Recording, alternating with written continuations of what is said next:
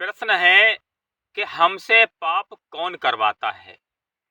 कोई मनुष्य पाप कर्म नहीं करना चाहता है, क्योंकि पाप कर्म की सजा बड़ा भयानक होती है। पाप का फल है नरक।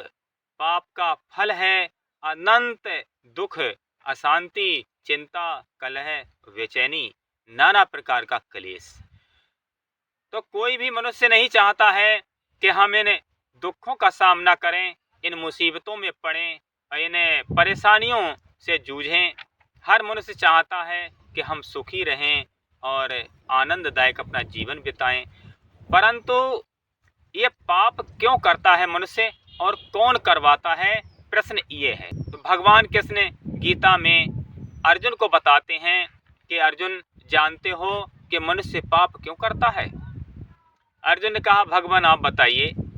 तो भगवान कृष्ण कहते हैं कि काम ऐसे, क्रोध ऐसे, रजोगुण समुद्भवा, महासनो महापापमा, बुद्ध है नमि वैरणम। कहते हैं कि काम ऐसे और क्रोध ऐसे। काम अर्थात ये काम वासना, दूसरा अर्थ होता है अनंत कामनाएं, इच्छाएं, तृष्णाएं। तो यही हमसे पाप कराती हैं, क्योंकि जब मनुष्य कामातुर हो जाता है, जब काम वासना उसे बेचैन करती है, तो मनुष्य नहीं देखता है कि हमको क्या करना चाहिए और क्या नहीं करना चाहिए, क्या उचित है और क्या अनुचित है। तो काम वासना के वशीभूत होकर के मनुष्य दुराचरण करता है और पाप आचरण करता है। दूसरा अर्थ होता है कामनाएं और इच्छाएं, तृष्णाएं, महत्वाकांक्षाएं। यह भी मनुष्य से पाप कराती रहती हैं। मनुष्य अपनी इच्छाओं को और कामनाओं को पूरा करने के लिए जिसकी तिसकी बेईमानी, चोरी, झूठ बोलना, छल कपट करना, नाना प्रकार का अपराध करता है। यदि मनुष्य की कामनाएं, इच्छाएं शांत हों, तो मनुष्य शांत होकर के और सीमित तरीके से अपना बिजनेस और व्यापार करे, अपना पैसा कमाए और पाप से बच जाए। परंतु आशाओं और तृष्णाओं की पूर्ति के लिए मनुष्य दिन रात पाप कर्म करके धन इकट्ठा करता रहता है। दूसरा है क्रोध। जब मनुष्य को क्रोध आ जाता है तो उससे पाप करवा देता है। जब क्रोध से पीड़ित होता है तो मनुष्य ये नहीं देखता है कि हमको क्या करना चाहिए और क्या नहीं करना चाहिए, किसके साथ में कैसा व्यवहार करना चाहिए।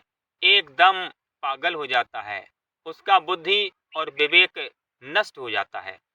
तो एक बुद्धिहीन और विवेकहीन मनुष्य कोई भी अच्छा कार्य नहीं कर सकता है। इसलिए क्रोध जो है ये पाप का मूल है। क्रोध में आकर के मनुष्य अपने भाई की हत्या कर देता है, अपने पिता तक की हत्या कर देता है, यहाँ तक के बहुतों ने अपने गुरुओं की तक हत्या कर दी। कितना बड़ा अपराध कर देता है, कितना बड़ा पाप कार्य कर देता है। इसलिए क्रोध मनुष्य को नरक में डाल देता है। क्रोध मनुष्य से पाप करवाता है और क्रोध ही मनुष्य को शांति और सुख से रहने नहीं देता। इसलिए हर मनुष्य को चाहिए अपने क्रोध पर नियंत्रण रखे और तभी वह पाप कर्म से बच सकता है। तो भगवान कृष्ण कहते हैं काम ऐस, क्रोध ऐसे, रजोगुण समुद्भवा। रजोगुण क्या है? रजोगुण यही है अनंत इच्छाएं, अनंत तृष्णाएं, अनंत कामनाएं और महत्वाकांक्षाएं। पहले मनुष्य झोपड़ी में रहता है तो सोचता है कि मेरा पक्का मकान बन जाए। तो पक्का मकान बनाने के चक्कर में छल कपट, धोखाधड़ी, बेईमानी और झूठ बोलना, जिस किसी तरीके से पैसा पैदा कर मिले और करता है वो। क्यों? क्योंकि उसका मकान पक्का बन जाए।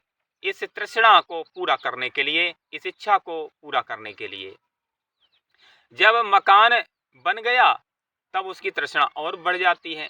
फिर सोचता है दो मंजिला बन जाए, फिर उसके चक्कर में पाप कर्म करता रहता है। फिर दो मंजिला बन गया तो सोचता है कि गाड़ी आ जाए, फिर गाड़ी के चक्कर में झूठ बोलना, छल कपट करना, बेईमानी, चोरी, असत्य, जितने तरीके से हो सकता है उतने तरीके से वह धन को पैदा करता है और पाप इकट्ठा करता रहता है। तो मनुष्य के और भी बहुत से शत्रु हैं जो मनुष्य से पाप करवा देते हैं।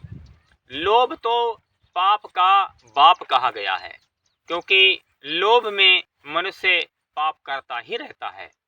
जितना फायदा हो जाता है उतना ही उसका लोभ और बढ़ जाता है, और लोभ में आकर के मनुष्य पाप करता रहता है। मोह भी पाप करवाता है। मोह में आकर के मनुष्य सही और गलत को, सत्य असत्य को नहीं समझता, और मनुष्य मोह की वजह से, राग की वजह से, आसक्ति की वजह से मनुष्य दुराचरण करता है और पाप कर्म करता है। काम, क्रोध, लोभ, मोह, अहंकार, आशाएं, तृष्णाएं, वासनाएं, इच्छाएं, ये मनुष्य को कभी भी परमात्मा के पास नहीं पहुंचने देते। कभी भी इस मनुष्य की आत्मा का कल्याण या उद्धार या सद्गति नहीं होने देते। इसीलिए हम सबको चाहिए कि भगवान का भजन, चिंतन, ध्यान करें, और अपने अंदर ये काम, क्रोध, लोभ, मोह, अहंकार, आशाएं, तृष्णाएं और वासनाएं, इनको संयमित करें, इनको नियंत्रित करें, और सद्कर्म करें, और दान और पुण्य और सेवा करें, संतों का संग करें, ईश्वर का कीर्तन करें, शास्त्रों का अध्ययन करें और अध्यापन भी करें, भगवान की चर्चा करें। ऐसा करने से मनुष्य पाप कर्म से बच जाता है, और वह फिर पतन की ओर, नरक की ओर जाने से भी बच जाता है, बल्कि उल्टा हो जाता है, बल्कि परमात्मा की ओर गतिशील हो जाता है। उसकी सद्गति हो जाती है, उसकी ऊर्ध्व गति हो जाती है, उसकी आत्मा का कल्याण हो जाता है। इसलिए मनुष्य को पाप कर्म से बचना चाहिए और पुण्य कमाना चाहिए। अब पुण्य कैसे कमाया जाता है और पाप कैसे कमाया जाता है, इसमें आपको बताया ही है कि हमारे जितने विकार हैं, काम, क्रोध, लोभ, मोह, अहंकार, आशाएं, तृष्णाएं और वासनाएं, महत्वाकांक्षाएं, इन्हीं के वशीभूत होकर के मनुष्य पूरे जीवन भर पाप करता रहता है, और इनसे हट करके, इन पर नियंत्रण साध करके, भगवान की भजन, भक्ति, चिंतन के द्वारा, सदकर्म करके, दान, पुण्य, सेवा करके, संतों का संग करके मनुष्य पुण्य इकट्ठा कर लेता है, और उसकी ऊर्ध्व गति हो जाती है, उसका कल्याण हो जाता है, और जन्म मरण से छूट जाता है।